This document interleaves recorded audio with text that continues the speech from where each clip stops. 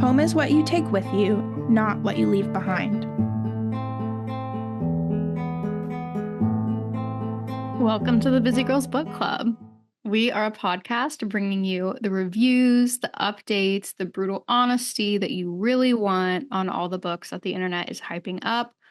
If you're busy like us, we will help you figure out if it's really worth your time to read it. I'm Casey. I'm Caitlin. And I'm Catherine. And this week we are doing kind of a throwback because this book came out in 2015, which is wild to me, but it's won a lot of awards. It's very well recognized, and it continues to stay at the top of many fantasy readers' list of their favorite books that they've read. It's the 5th season, and the book is complicated. It follows an Earth-like, Earth-adjacent world where they have these things called 5th seasons, which are apocalyptic events that cause the world to devolve into factions and trying to survive. It's a very survival-based world because of earthquakes and volcanoes and very natural Earth functions, and they believe Father Earth is punishing them, and then they have these seasons, and that's how they kind of go about their civilization and calendar, is by these apocalyptic events. And you're following this woman at the start of the book whose son has just been murdered by her husband because she is, and he is, or he was, a mystical, magical person who can control the earth and earthquakes and kind of can feel the earth.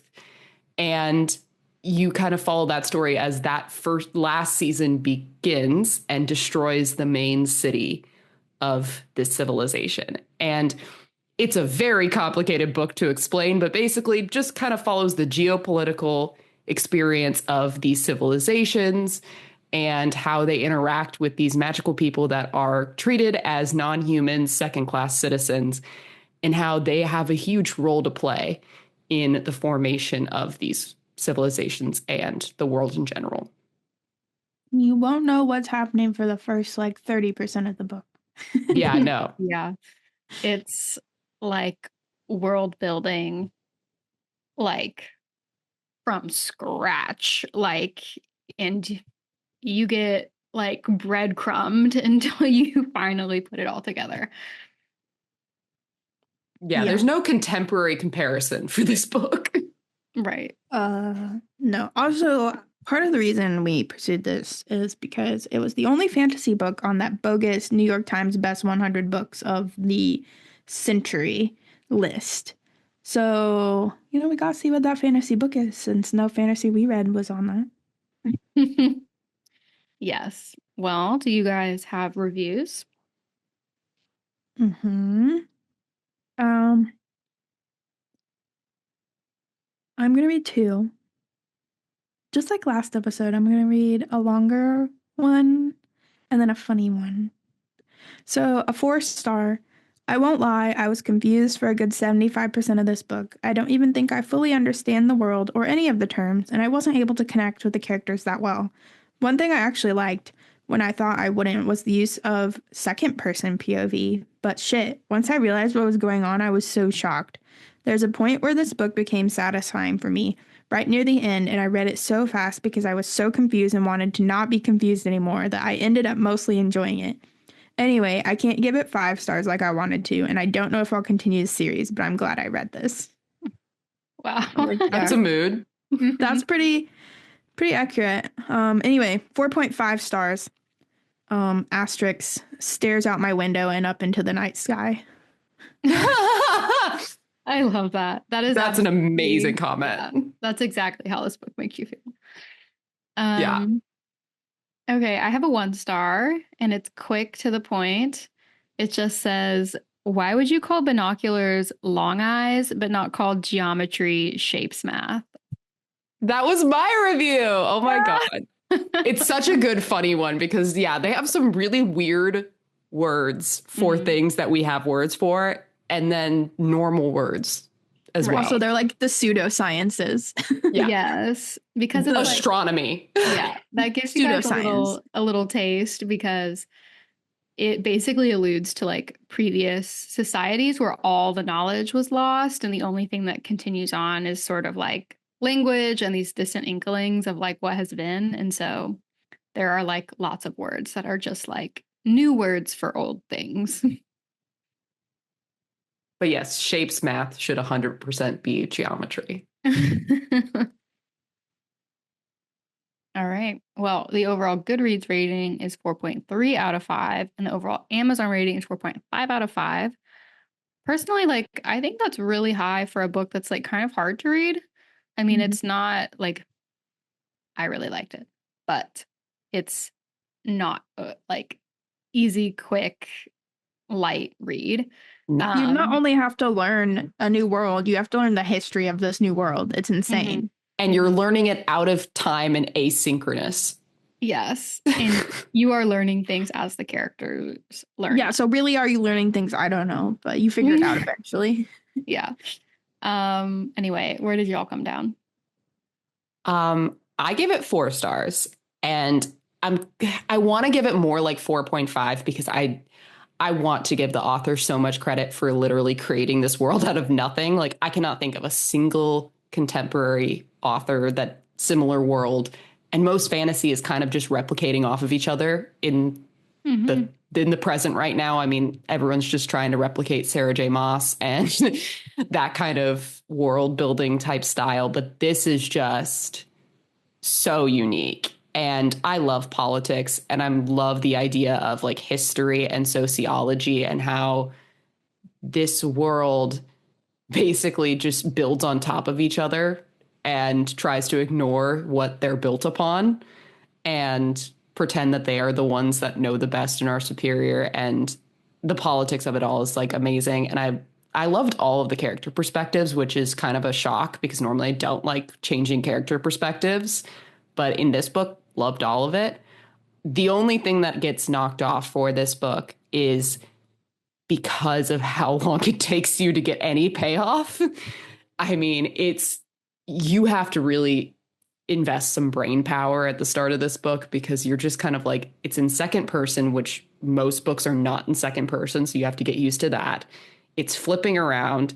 It's messing with time, but you don't totally know if you're messing with time. It's messing with space. It's messing with basic physics and geometry. Like, you kind of have to really invest brain power into figuring out what the hell is going on and what this world is and who these characters are, which sometimes I feel like was going a little slow and there could have been a little more payoff. But I love what the author did, so I don't want to dock them too much for it. So, going off of what you're just saying, I also gave it 4 stars. And it's because I really liked it, because I love any complex world building fantasy book. Like, I will put my mind to it. But I'm not totally sure what the payoff was supposed to be. I know where we were supposed to be going, but I don't think we got there in this book. I think it's going to be in the next book. And that kind of irritated me that the only payout was the plot twist at the end. And I was like, but why did we go all through all of this? Look, I like the ride, so it's not a 5-star for me because I'm just not really sure what I was supposed to get out of it. No, literally, Caitlin, I had to Reddit the answer to this ending because I was like, wait, what? I was so I totally confused. got the ending, and I figured that out halfway through the book, actually. Yeah. But I'm just not sure why we followed this journey. Anyway, it's a very I don't know the word. Nebulous question, nebulous thought process I'm following. Anyway, I just couldn't give it 5 stars, so it's 4.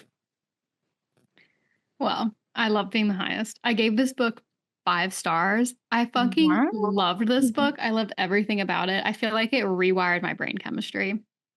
And like, I agree. I actually don't think there's payoff in this book because if you read closely, you probably figure out all the twists before the ending. Yeah. But all except one. One got me. Yes, one got me. The rest of them I understood. I don't We'll think get any there. of them got me, but now maybe I'm not thinking of it. But anyway, I loved it so much. It is plotless, but it's crazy that it's plotless because the world building is so fascinating and you're following these characters. So it feels like there's a plot, even though you have no idea what they're building to the entire time. I thought it was so masterfully done. It's so unique. This is the first time I've been like really excited to read a fantasy book in a long time because I do feel like I've at this point read so many retellings of SJM that this book was just like so unique, so exciting. Oh, very refreshing. The author Yes. did so much just like totally unique world building stuff I've never read before in my life, like characters I adored and was obsessed with, like just tons and tons of stuff that I was so enwrapped with. Every single time the chapter changed, I would be disappointed because I wanted to read more of the previous perspective, but then I would be excited because I really wanted to read the other person's perspective. So I was like, this book had me in a chokehold. Um, Okay. like I loved everything about it, loved the magic, loved the politics. But I think what really made it 5 stars for me is for me, I felt like I figured everything out at like the perfect time. Like Mm-hmm. the beginning is confusing, but the author is like so masterful at like spreading everything out at the perfect moment and explaining things at the perfect moment and having the explanations of the world coincide with like realizations about the characters so that everything is just like this really like cohesive, beautifully done narrative. Um and so I am so excited to read book 2. I'm like obsessed with this book. And so many morally gray characters because everything is just about survival, right? Like it's like the world with no frills because they're constantly waiting for the world to end. So everything is about survival. And I can't say enough good things. Yeah. There's really interesting moments in the books where there's interlude sections, and that's Mhm. when you learn a lot, and it foreshadows to future moments. And it's the weird moments where you're in third person then suddenly because it's just Mhm. like it's Right. zoom out. Zoomed out. Yeah. Yeah. And there's like history texts incorporated and Yeah. Mhm. yeah. And it's Um, very lots of references to Christianity and like it felt very realistic to me almost because there was like enough vestiges of our world that it felt like a continuation, but you can also tell that like this is a society that has lived through like multiple apocalypse. And so Mhm. um yeah, I was obsessed. well, we have talked about how you are not sure what time and place you are in for any of the three main point of views for most of the time. Does that affect your decision on do you think it's more plot or character driven? No, it's character driven. It's character. It's Okay. character, yeah. I was gonna say I could not tell you what the plot is, No. but I Apocalypse. liked it. The plot is survival. The Yeah. plot is actually just basically explaining the world to you. Like, Yes. Well, and also This like there are a few key questions you want answered, so you're reading to find those answers. I yes. have Do you get them in never this book? I don't think so, but Yeah, Right. I have never read a book, specifically a book one of a series that is just entirely world building. That's Yeah. it. The whole thing is I world have, and building. it's gonna be my book rec. Oh, Yeah. okay. I'm so interested. But yeah, I felt like part of what's intriguing to me about the way the book is set up is the fact that no one really understands anything about the world. Like everything is like a totally different style of government than like exists or like has really ever existed because they've adopted this like very loose structure to everything. So there's not a real government, like there's no real like nexus of knowledge and power the way there is in our world.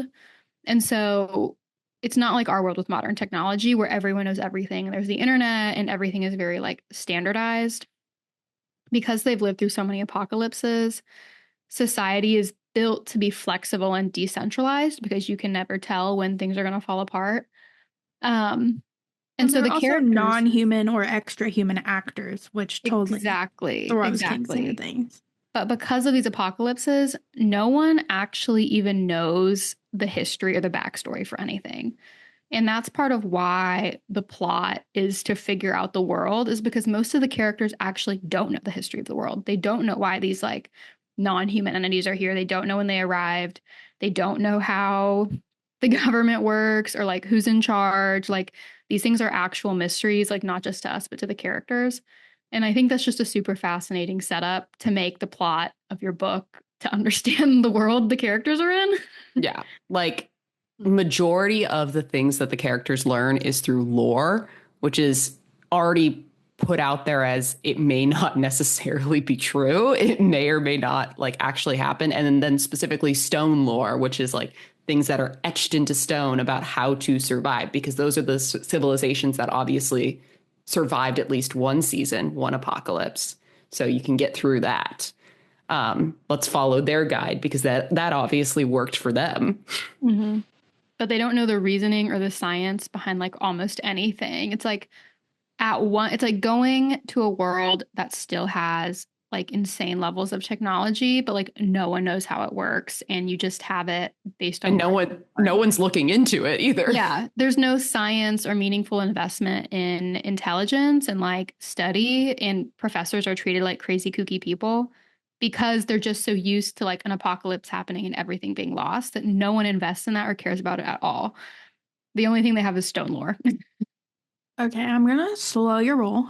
Sorry. We're getting so far into it. I know. I I'm love sorry, it, y'all. but also we gotta get that into the spoiler section. I know. I mean, not that you spoiled anything, but Oh, I get you. I get you. We need Yeah. to. so we need to let's give talk people about break. another topic that will interest you, being would you read other books by the author? I haven't before, but obviously the answer is yes for me.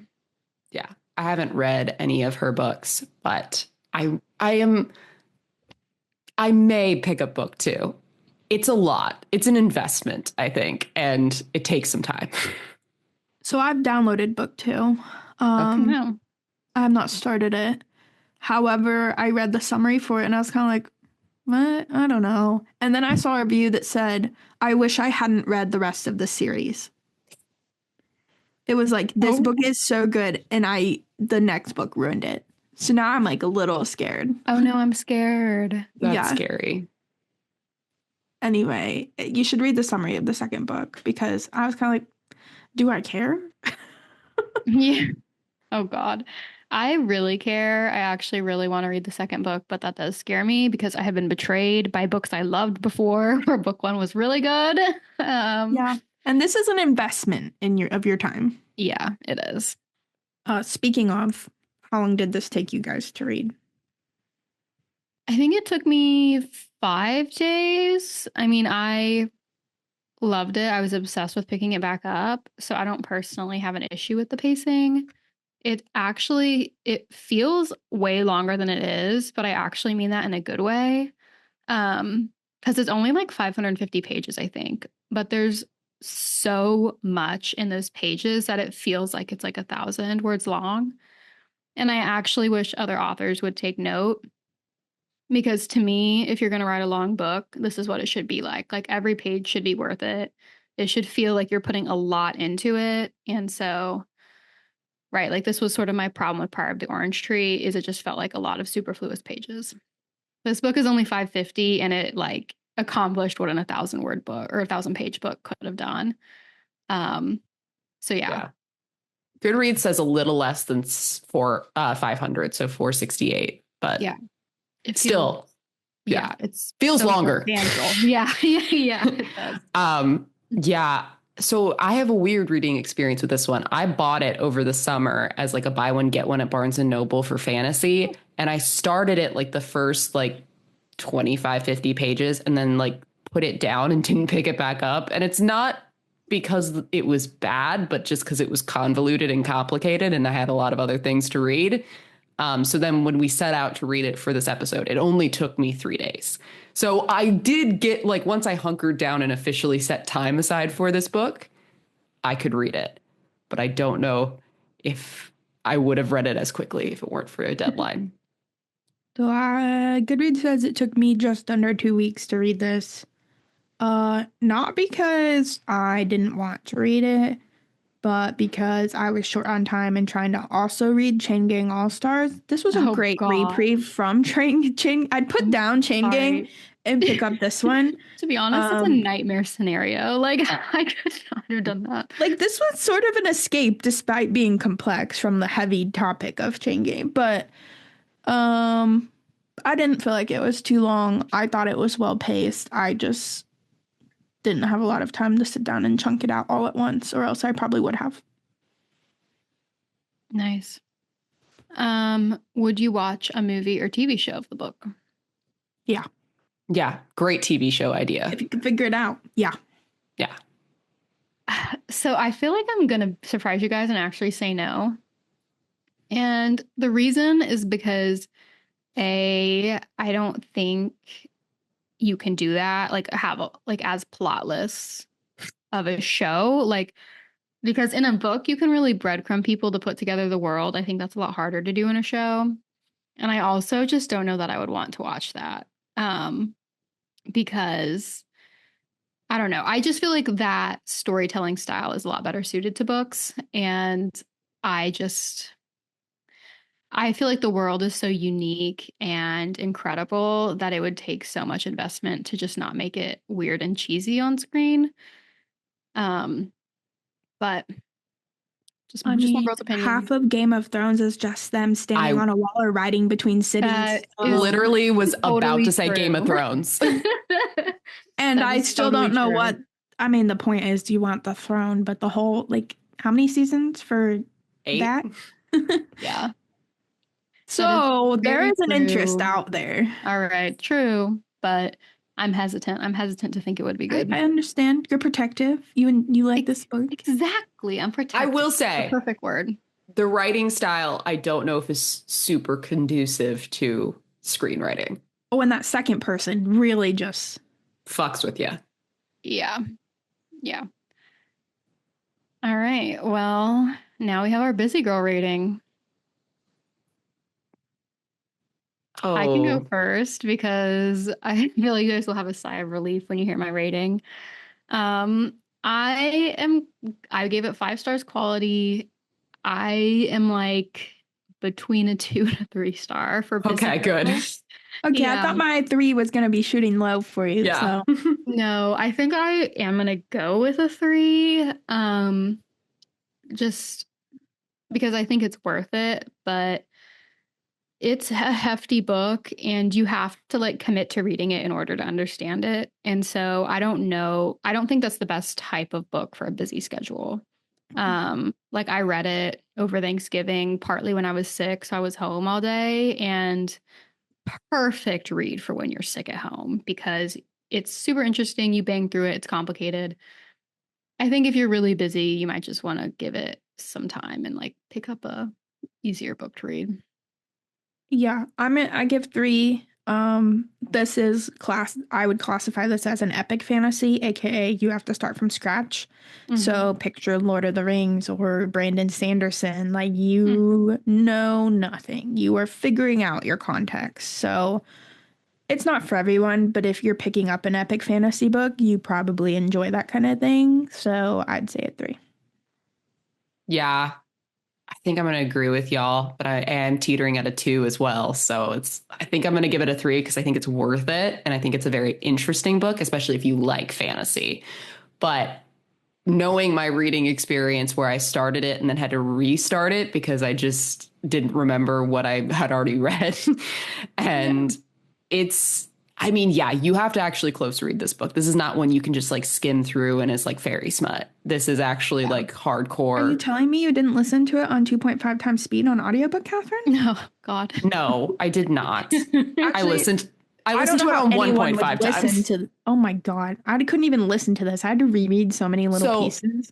I have an Audible subscription, so I sometimes supplement audiobook and hardcover as I go and like flip between the two when I'm like busy, because I've been kind of busy this week. So that's why I was listening. But I was listening on 1.5 times, which is just like normal talking speed, not actually like super fast. I could not listen to this super fast. This was a lot.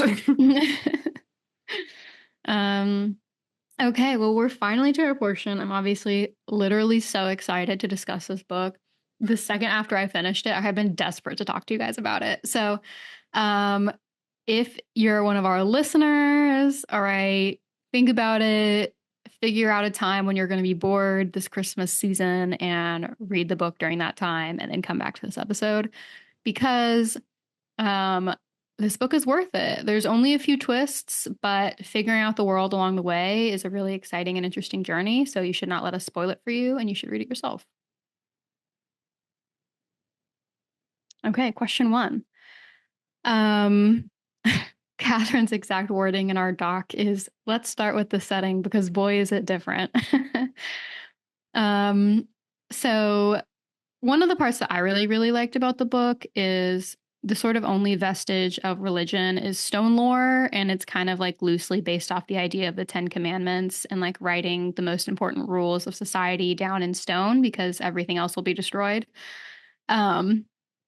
So, and then at the start of each chapter or the end of each chapter, maybe you get a little piece of stone lore, and it's sort of written like the Bible, where it kind of polices like the moral and practical outlines of life, with the idea being how to survive an apocalypse.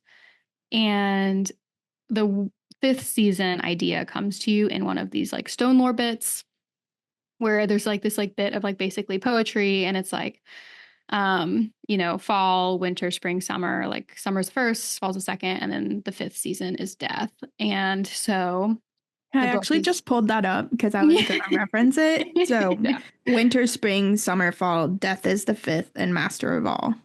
Yep. Yeah. Super poetic. So that's the moment where you like fully understand the title. And this book is supposed to be about, the very beginning tells you that it's about the time the world ends for the last time. So we're supposed to be reading when Earth actually like collapses, destroys itself, caves in on itself. There's no more society after this, because the premise of the book is that the world has ended multiple times because they've lived through many of these mass extinction events. Anyway, what did you guys think of this concept of seasons? And so seasons basically then refer to civilizations that develop in between periods of mass death. Once I figured it out, it was fascinating. And then it would briefly explain different seasons where like, oh, the water was toxic in this one, or this crop died during this one, which caused this. Like, really interesting. Cannibalism in another one. Yep. Yeah. What? Every book, guys. We read a lot of books with cannibalism. Yes, we do. Guys, stop writing about cannibalism. It's 2024. This book, it's not gratuitous. Yes. It makes perfect sense. It does. It makes sense in a sick, twisted way. But then what takes it farther is that by the end of the season, they still crave flesh, which is gross. But it sets up the dynamics between the Raga, which are like the magic people or orogeny, and humans. And is that how they said it on the audiobook? Orogeny? Oh my God. I was reading that origin. Yeah, same. Well, origin would be, yes, that's correct. That's the official. Orogeny is like the Okay. Oh, yeah. I was pronouncing that orogeny. Yeah, same. Maybe I'm remembering it wrong. I don't know. There was a lot of words. Audiobook is probably correct instead of Casey and I's brains. Yeah. Exactly. There were so many there were so many words that I was like, what the hell? Anyway, it's very interesting to see like the dynamics between the Raga and humans, quote unquote, because like they're like, you're not human, you're less than. But then it's the Umeni civilization that's like anti these people, but uses them to their own benefit. But then there are other civilizations that they don't talk about and they haven't like taken into the fold who utilize them to save themselves because they can control these ripples and can control these necessary like tsunamis and stuff like that. And which is very interesting because it's like this idea of if Earth is truly this volatile, why wouldn't humans evolve to be able to live through this? Well, okay, that's what I was going to ask. Did you guys catch when it alluded to that the orogenes might have this kind of extra developed organ that gives them their sesapine? Yeah. So I think it's alluding to they're actually like further evolved humans. They are. Yeah. Yeah. At least that's what I Also, read. Is this book sci-fi or fantasy? By the end, I'm not sure. I think It's a it's sci-fi book. sci-fi. It's Yeah. sci-fi. But sci-fi and fantasy have so much in common that it's like kind of both because there's Yeah. also like magic basically. But is it magic? Or is it Right. extra But there's organ like a something? sciencey explanation for it. Yeah, I it's know. I mean, there's also stone eaters, which is Yeah, just that one kind of I can't magic. explain. yeah. Aliens. Yeah. I mean, they're literally just aliens, so they just operate Yeah. on their own logic. Um, but yeah, I love the history of the past seasons. hmm I have learned that I really like books that are post-apocalypse, that are based on our world but look very different and like our society has been demolished. Because I also love they reference these like old structures and old Dead sieves. technologies, yeah, that are just Mhm. I'm gonna start around. calling Rome and stuff like a dead Dead sieve. Civ. Yeah, Yeah. dead civ. Yeah. And how like it just happens so many times that they're just like for us, ruins are fascinating because the idea of like humans being eliminated and the vestiges of their society still existing is like fascinating.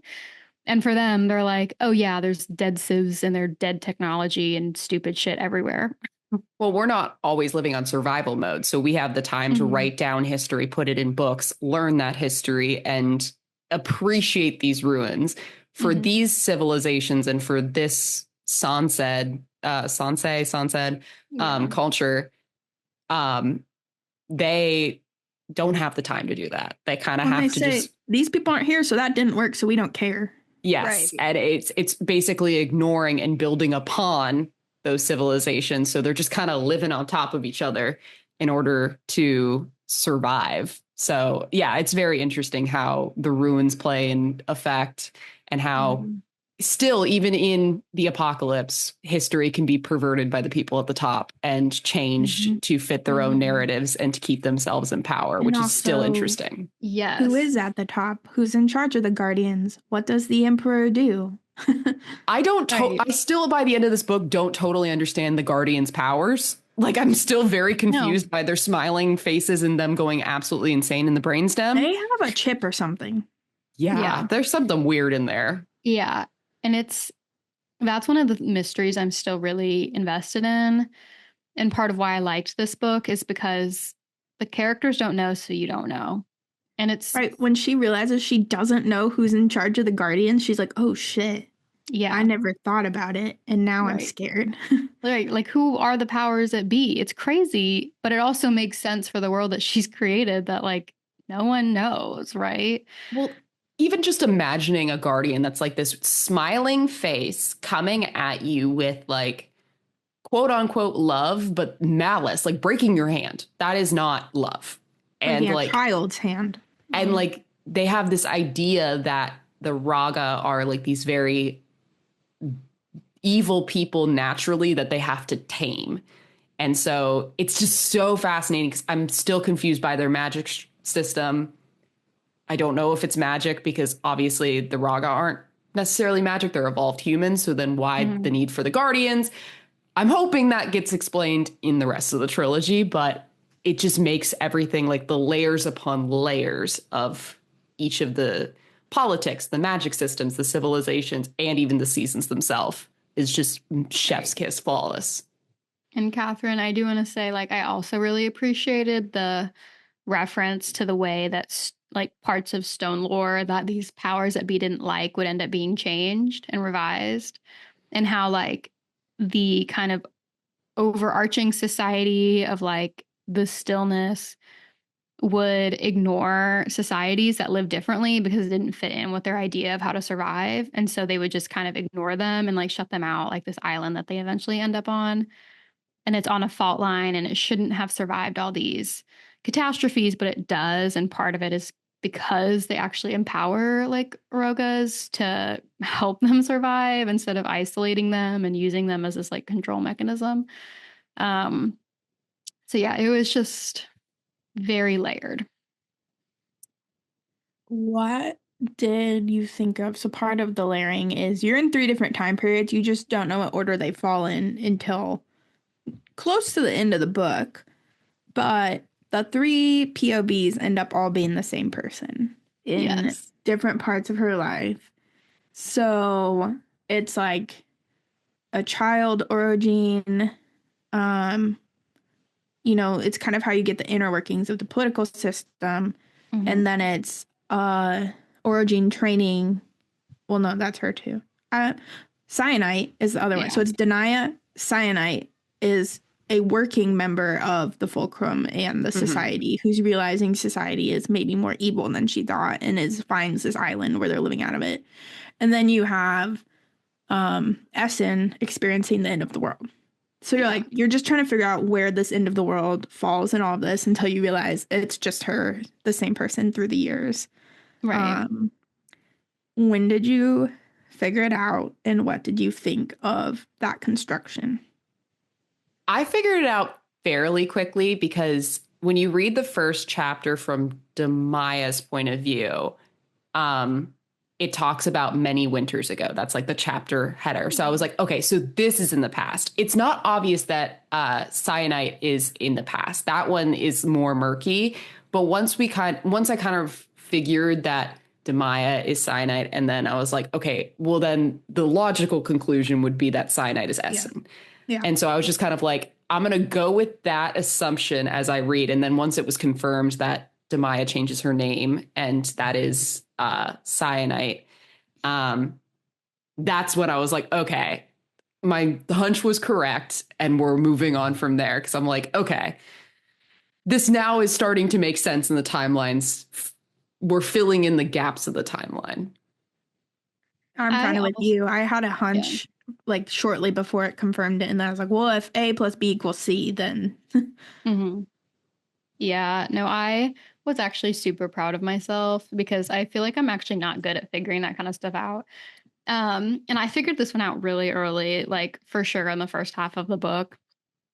And yeah, there are just a few clues, but like one of the big ones for me was the use of the word raga, which is technically a slur.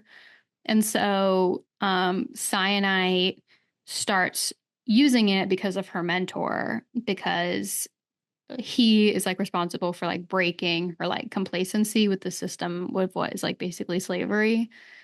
And so he always uses the word raga because he, feels like it's meaningful to not dress up what they are. Like he thinks like they're slaves and they should like refer to themselves as slaves because that's what they are. Um, and so that was a big part of the chronology for me, is that then Cyanite starts to use the word raga all the time. And then the last perspective, I forget all of their names, but Essen always uses raga. So I was like, okay, this is like her journey. But I thought that was so interesting to give us three different perspectives that are all the same person and not explain it. And like you have to, like, the mystery is that it's all one person and her life circumstances forced her to be like three totally different people. I loved that. Well, and had you read it chronologically, I'm not sure it would have been as interesting because half the fun of the book is trying to figure it out, figure Yeah. out the timeline. So if it's all in an ordered timeline, you're kind of like, yeah, I'm interested, but I think somehow it made it better. The second person POV for Essen really interesting because it's kind of like she's being reminded who she is. And then that makes sense. But Well, and then you realize at the beginning of the book, she says, I've been going by many different names. And you were just like, oh, I should have known from that first chapter.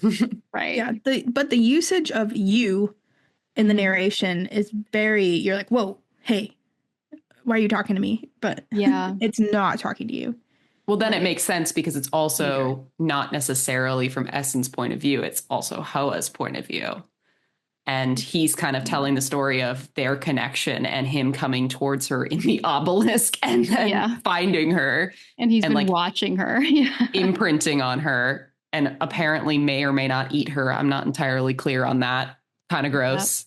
So before we get to Hoa Mm. and all the other strange creatures, I just want to know which was your favorite portion of her life. Which name, like which identity did you enjoy the most of this woman? I love a snarky woman, so it's always going to be Cyanite. I also liked cyanide until they were on the island, then she got kind of boring. But Yeah. Yeah, that is probably one of my main actually critiques of it is I think the period of time where cyanide is comfortable is actually a little boring, and it's the only part of the book for me that doesn't have a lot of like mhm. tension and motion behind it. Um, but I don't know, that's actually a really hard question for me. I actually really liked when she's a child. Um, I really liked learning about how they trained in orogeny, and I think you get a lot of the backstory of the lore there, um, about how they see these people and also like stone eaters, and you kind of get introduced with these sockets that we like never really understand but have something to do with the obelisks. And I don't know, I really liked her as a child because she was clearly very smart and was figuring out how to maneuver in this system, and I really liked that. But honestly, I really liked all of the perspectives. I think Yeah, I they were like all cyanide great. more Yeah. because she's figuring out what she's been taught is not true and coming Yeah. into Right. her own It's powers. It's it's her more disillusionment. yeah, it's questioning authority and questioning reality and less like survival. Mm-hmm. Because both of the before and after perspectives, her childhood and after, is just survival at that point and Right. living within the system or outside of the system. The thing I really did like about cyanites was that it does show you how much of what you're told you just kind of believe.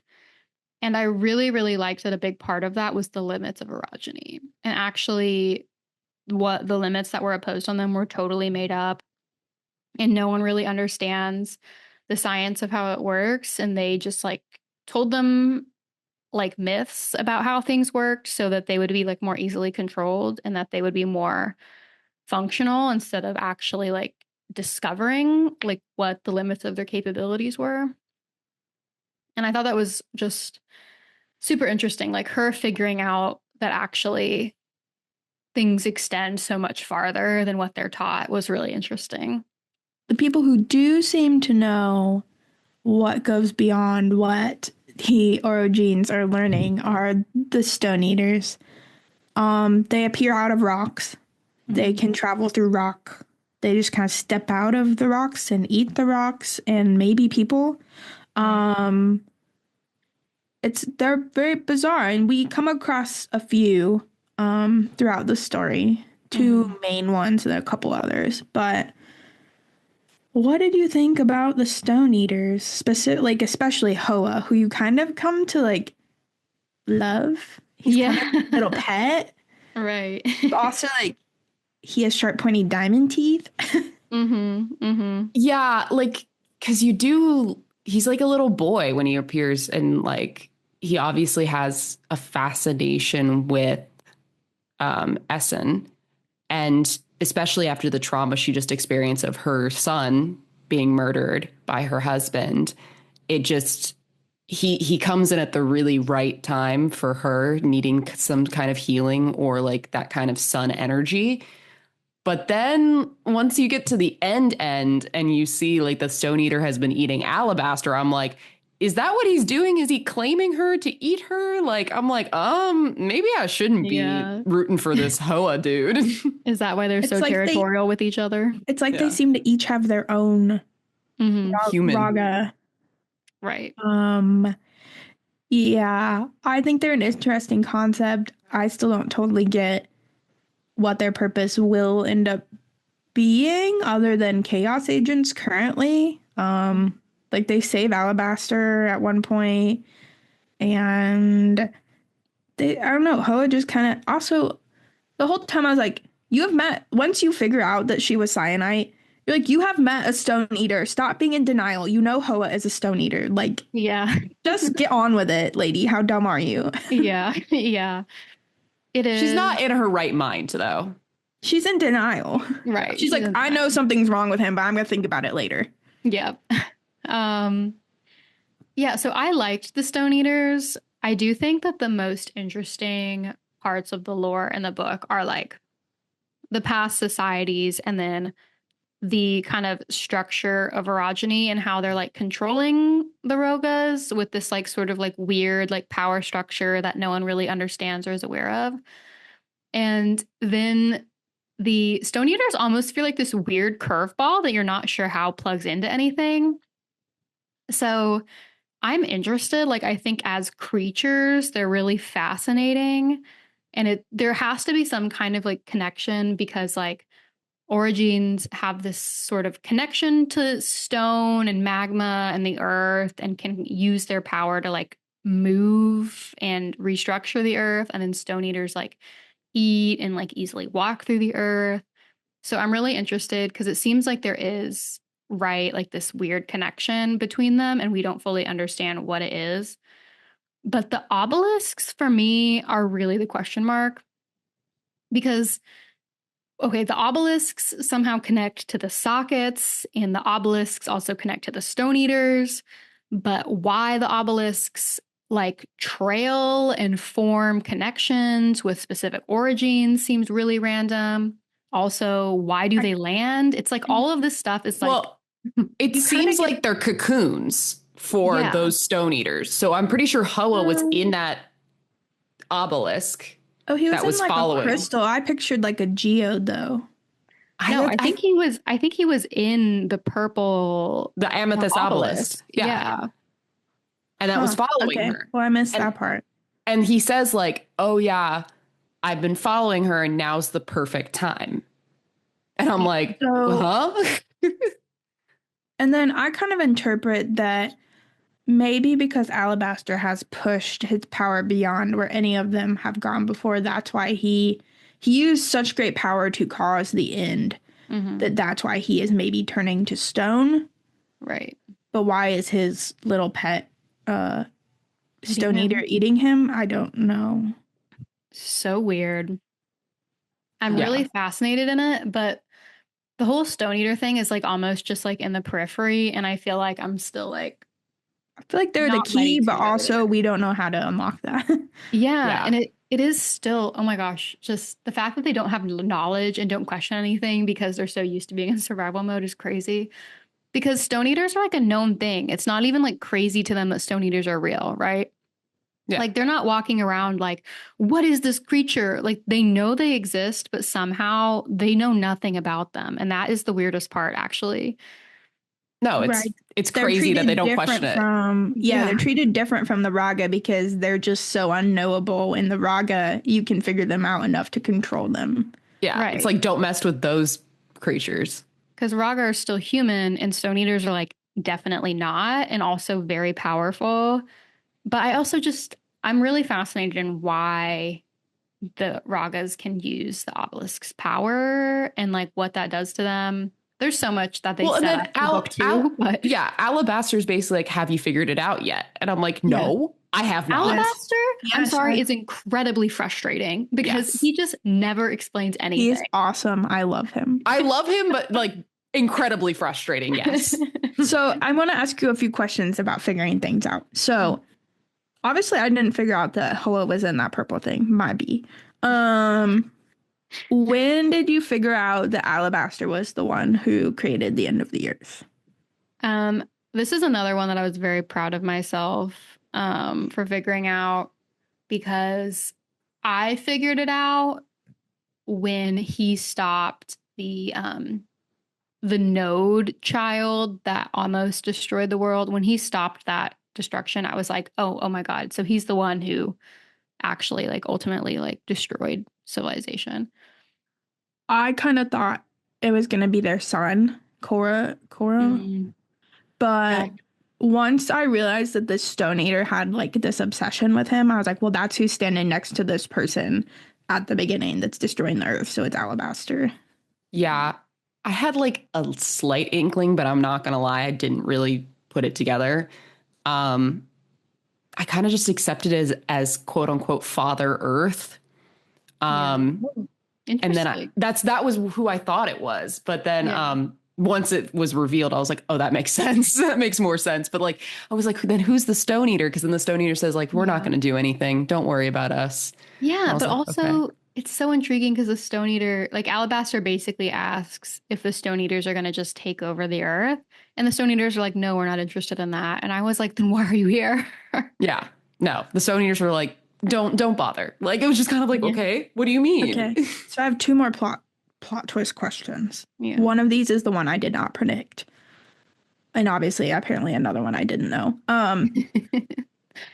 When did you figure out that Tonki and Binoff were the same person? Did not. That one I did caught not me. Okay, figure it out. that's Yeah. the one I was like, Yes. Totally off guard. oh my Yeah. gosh. I was like, Yeah. wait, what? Right. No, I did not see that one coming whatsoever. Yeah, so all these people have just been following Essen this whole time, and she never knew. Mm-hmm. Like, girl, Crazy. look at Yeah. all these stalkers, figure it out. Yeah, that Yeah. was a cool plot twist. So then at Yes. first I thought Tonki was the one narrating the second person until you realize it's Hoa. Right. Okay, here's the last one. When did you realize this planet doesn't have a moon? Very quickly. Oh, Casey's face I says she never didn't. realized that. I No, never that's the realized whole that it didn't point. have a moon. That's the entire point of why it's Yeah. unstable. Yeah. Yeah. It's I Earth without a literally moon. did not put it together. So there's this one interlude that's talking about observing the cosmos. It's talking about the sun, the stars, the whatever. It says, but what you should look out for is what's not It's missing. there. Yeah. And I was like, oh, they never named the moon. Yeah, That's they're like crazy. we're focusing on these obelisks and we're focusing on the stars and we're looking up, but like it's all pseudoscience, but they never ask what is missing. And I was like, it's the moon, isn't it? It's the moon. And then at the end, that's why he says, have you ever heard of a moon? It's because they don't have one. And that's why That they have is- destructive things happening because it's Earth without a moon. So you have no tide control, you have no like tectonic plate control. It's very interesting. That is super interesting. I'm like, wow, totally over my head. I would never. Well, at that's- least I got that one. Yeah. Yeah. That's why he cracked the Earth, is because he's going to create a moon off of the Earth. Okay, Yeah, I that still don't know makes so much how sense. that's going to work, but Well, he's not going to do it, and he's obviously. He not- has no he's arms. Right. yeah, he did. Yeah. Yeah. Wow. So interesting. I'm glad y'all told me that. Well, that's what I had to Reddit. I was like, Yeah. wait, how? Because like I was like, but then just ending of have you heard of a moon? I was like, but how does a moon fix all their problems? Like I was like, I already knew a moon was missing, but then I like was like, oh, moon, tides, duh. So I was ruined by this book series in middle school. You know, we loved those like post-apocalyptic books in middle school. Yeah. So it's called Life as We Knew It, and an asteroid hits the moon and knocks it off its normal orbit, and the world volcanoes start erupting, the water rises. So I like am weirdly acutely You were aware primed. of that. Yeah. Primed. I'm like kind of obsessed with the fact that the moon controls the tide. That's why when people are like, we're gonna build on the moon, I was like, do not mess Do with not the know. moon. Yeah. Anyway, yeah. That's so the so end is fascinating. Alabaster says, have you heard of a moon? That's so crazy because I honestly just like chalked that all up to him being kind of crazy and was like, we're just going to get into this in book 2. Like, I'm not concerning myself with what this You're means. not getting it into it in book 2 though, because book 2 is from her daughter's point of view. That's why I said I am way less interested.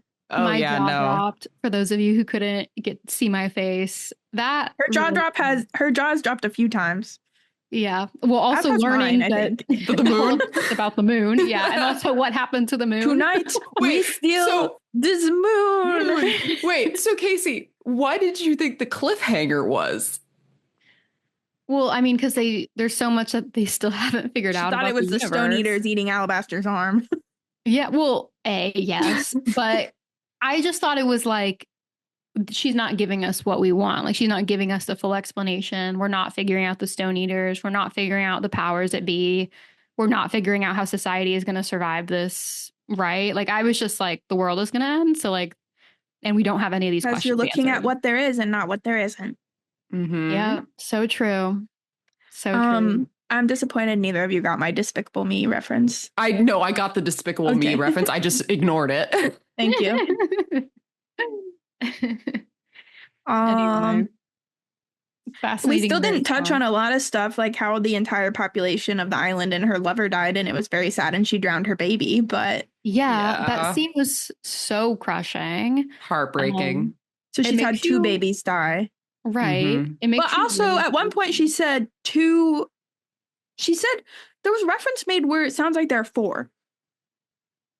And I read it multiple times and I was like, am I reading this wrong? She said like something about the first two failed and Oh, then I the do next remember two.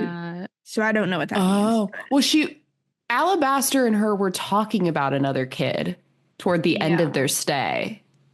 And she was talking about how she wasn't on any sort of like they were very careless with birth control, essentially. Right. So there's a chance another kid pops up too. Huh. Interesting. Also, the fact that Alabaster's kid was in the node, sick and twisted. Yes. So dark. And also just the forced breeding made me so sad. And like, Yeah. I really think that's what really humanized Alabaster though, because you figure out that he's like doing everything he can to make things easier for the children. He's also gay. And he's Yeah. gay. Yeah, he does not And even forced to do want- this. Yeah. Yeah, he does not want to be with a woman at all. Yeah. Yeah. Anyway, love Also, Alabaster. this was, I think it was a Hugo Award finalist, and it's Yes. because all like race, gender, sexual identity is so fluid in this book. It's Mhm. really cool. Yes. Groundbreaking fantasy. The description of skin tones and how that impacts like hair the and- breeding. Yeah, Mhm. like what's bred necessary because like there's an entire just subclass of workers that are just Mhm. breeders to breed in like good genes into this population. And then how But like the good genes are not white. Yeah. Yes. And the Arctics are the white people, but they're all like, we ignore them. Yeah. It's very interesting. There's so much to talk about, but I feel like we focused on the fantastical elements because that's the exciting part of the book. Yeah. Well, that's like the mystery part as well, which is like the most plot there really is. But also like this like academy for children was super crazy that they Yeah. like trained them all in. And like ship them off to the nodes if they failed. Right. Yeah. Which was so scary. And they all have their own guardian who kind of just knows where they're at all times. Right. And But also, these other guardians that can like make them explode themselves. right. And also And go the crazy. racism and fear towards the Rogas, even though society like objectively really needed them to survive. Like It's very, yeah, you can't see the evolution that's in front of your face. right. No. Or you Yeah, can, and you're just not telling the people who are the evolved species that they are the evolved species. yeah, because it's like my brain would say, I would want to befriend the person that could quiet the earth. Right, you Right. clearly like the node maintainers and things. Right. That's what has allowed their society to exist, in Yeah. fact, is their Humanities series is of there because the fulcrum is there. right. It's very interesting. The only thing that I don't have answers for are totally the obelisks and why they are created. Yeah. Stone eater eggs. Well, that's what I assumed they were stone eater eggs, but poor K. And why Yeah. was that one dead and broken, you know? Yeah. Right. And it caused a super volcano? Question mark. Yeah. Anyway, Yeah. It's lots of questions. Will I read the second book? Unsure. I don't really care what Nason has to say. I am learning that it's told from her daughter's perspective does actually change a lot for me because Yeah.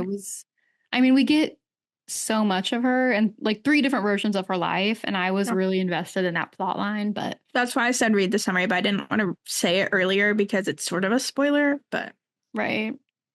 But I don't know. I'm interested enough that I would still definitely read it. I'm sad to hear that that's the last we'll hear of Alabaster and I mean, Okay, I but think it- they come back into play, but I think the main POV is her daughter. interesting. But it is called the obelisk gate. So obviously we're going to get some answers on those damn obelisks. Yep. It might be I worth knew it reading was gonna just for be- that. Yeah. Right. I knew it was going to be like the focus of book 2, and I'm very excited. And also, perhaps they'll have a moon by that time. Like, who knows? Maybe the obelisks are many moons.